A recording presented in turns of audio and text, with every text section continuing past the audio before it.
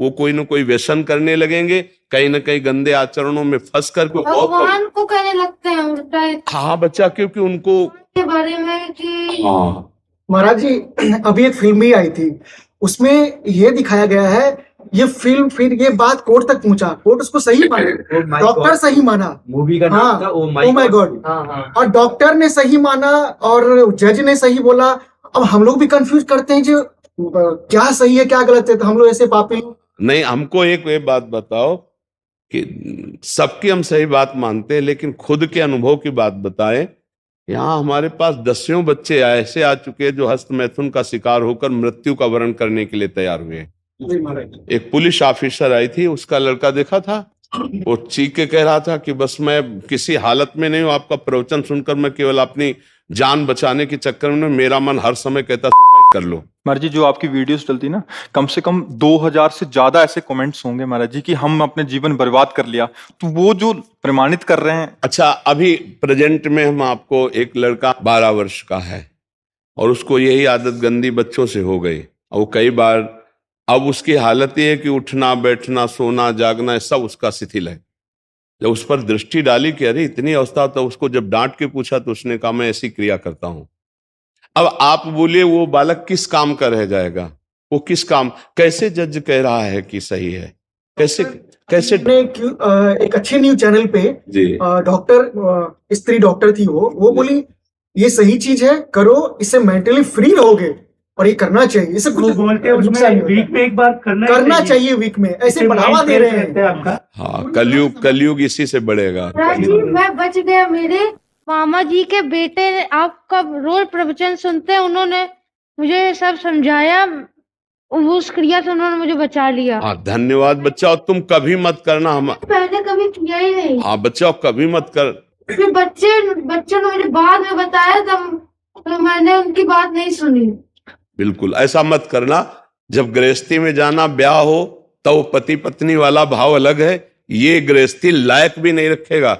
ये कैसी महाराज जी, कमेंट्स तो दूर रहे, ये तो आपके पास आ रहे हैं, हमारे पास हजारों ऐसे जने आते हैं, यहाँ तो 50-60 जने आते हैं, हम 500 जनों से मिलते हैं। महाराज जी, इतना बुरा हाल है आज युवा पीढ़ी का हस्त मैथुन आदि क्रिया से, और एकदम बर्बाद। और ऐसा ही नहीं महाराज जी, जीवन मतलब कह रहे कि हम प्राण छोड़ देते हैं अपने, मतलब अगर महाराज जी का सत्संग ना मिलता तो हम ऐसी दशा में पहुंच गए थे कि अभी निकलना मुश्किल हो रहा, इतना मुश्किल हो रहा निकलना। महाराज कॉलेज में थे तो मुझे ये बताया गया, अरे तुम नहीं करते हो, मतलब तुम कुछ लायक नहीं हो, तुम पुरुष नहीं हो, ऐसे मुझे भी कॉलेज में बताया गया। नहीं, अब कैसे, हम महाराज जी, इसका ना अध्यात्म का एक सब्जेक्ट होना चाहिए। हाँ, वो शिक्षा मंत्री आए थे यहाँ, जो उत्तम और मध्यम दोनों के आए थे, वो तो उनको दोनों को हमने प्रार्थना की थी। जब शिक्षा से जुड़ जाएगा तो ये सारी गंदगी साफ होने लगेगी।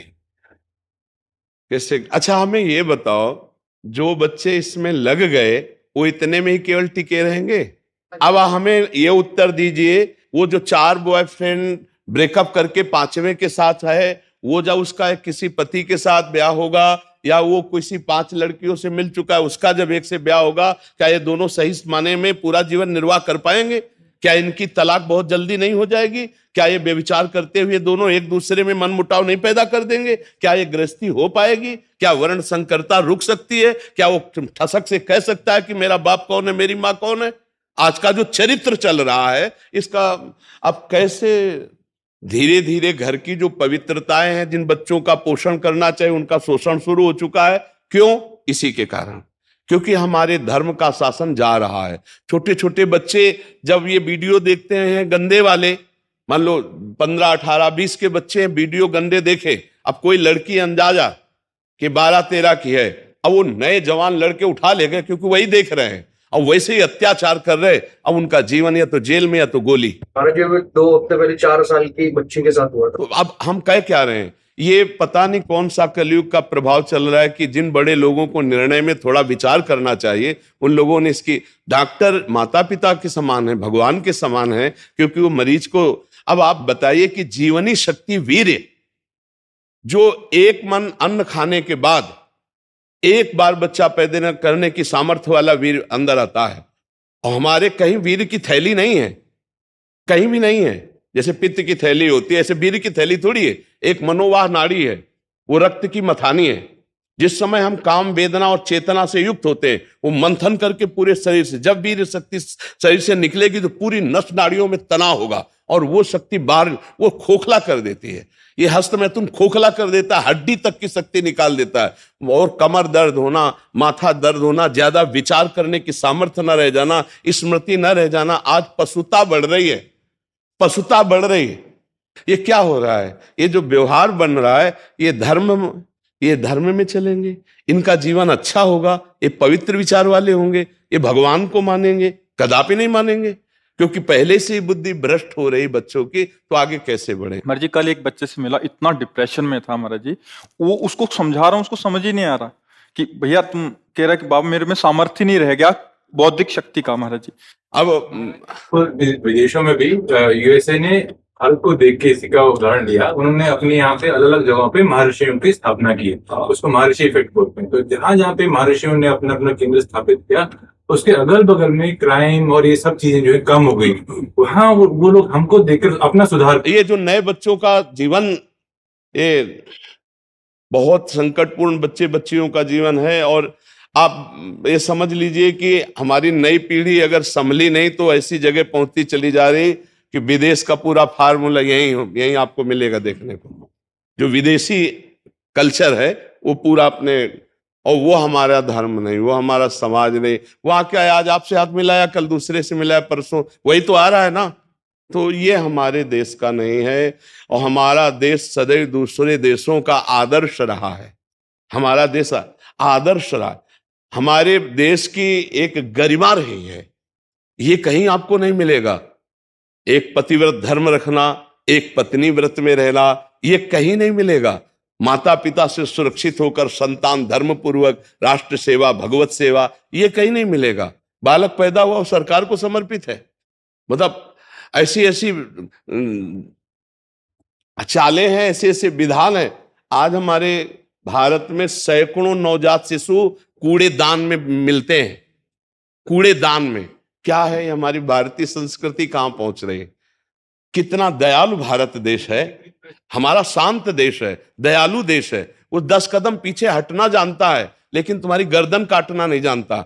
हमारा देश बहुत पवित्र और धर्मात्मा और दयावान। आज हमारे देश में जो नौ पीढ़ी है, ये बड़े संकट में है। जब टीचर ये कह देंगे भैया वैसे ही मन इंद्रिया इसी में राजी है, और जब हमें सपोर्ट डॉक्टर का हो गया, फिल्मों से हो गया, टीचर कह देंगे, तो भैया फिर क्या होगा? इन बच्चों की दुर्दशा हो जाएगी।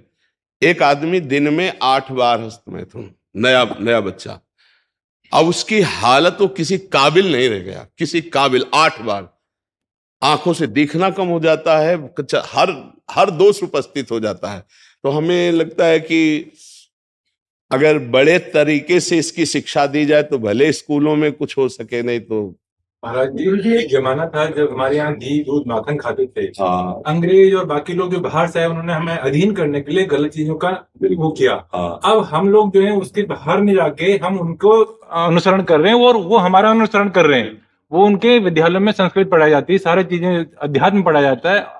वो इस तरफ आ रहे हैं, हम उस तरफ जा रहे हैं। महाराज जी अब आप जैसे संत और अध्यात्म ही बचा सकता है, बाकी ये सब नहीं। महाराज जी अगर आप ना होते तो आज हम सब लोग यही। नहीं बच्चा, हमारी श्री जी से यही प्रार्थना है कि आप सब हमारी बात सुनो। पता ही नहीं चलता हम लोग को क्या ये सब है। यार हमें बहुत अच्छा लग रहा है आप लोगों से बात करके।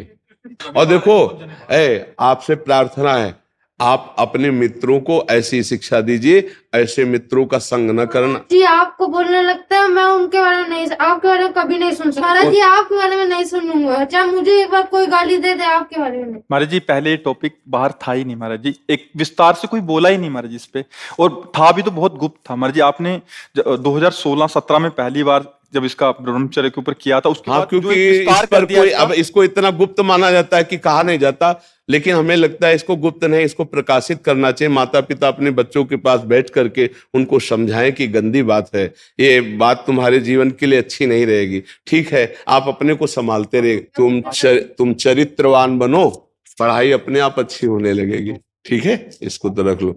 इनको बच्चों को माला और मेवा का प्रसाद दीजिए। माला गंदी बात अब मत करना, ठीक है। हाँ, मेरे बहुत अच्छे बच्चे लगे हमें, गंदी बात मत करना। अगर 2 ठीक होगे ना तो तुम 10 को ठीक कर दोगे, ठीक है।